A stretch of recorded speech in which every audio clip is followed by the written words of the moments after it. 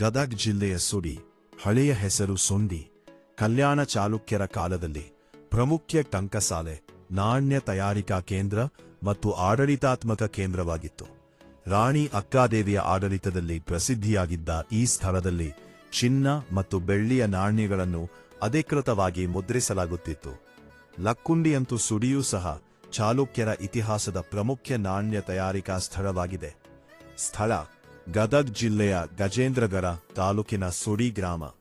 ಇತಿಹಾಸ 10ನೇ ಶತಮಾನದ ಸುಮಾರಿಗೆ ಇದು ಪ್ರಮುಖ ಆರ್ಥಿಕ ಕೇಂದ್ರವಾಗಿತ್ತು. ಬಾದಾಮಿ ಚಾಲುಕ್ಯರು ಮತ್ತು ಕಲ್ಯಾಣ ಚಾಲುಕ್ಯರ ಕಾಲದಲ್ಲಿ ಸಕ್ರಿಯವಾಗಿತ್ತು. ಆಡಳಿತ ರಾಣಿ ಅಕ್ಕಾದೇವಿಯ ಅವಧಿಯಲ್ಲಿ ಸುಡಿಯು ವಿದ್ಯಾಕೇಂದ್ರ, ಅಗ್ರಹಾರ ಮತ್ತು ಟಂಕಸಾಲೆಯಾಗಿ ಪ್ರಸಿದ್ಧವಾಗಿತ್ತು.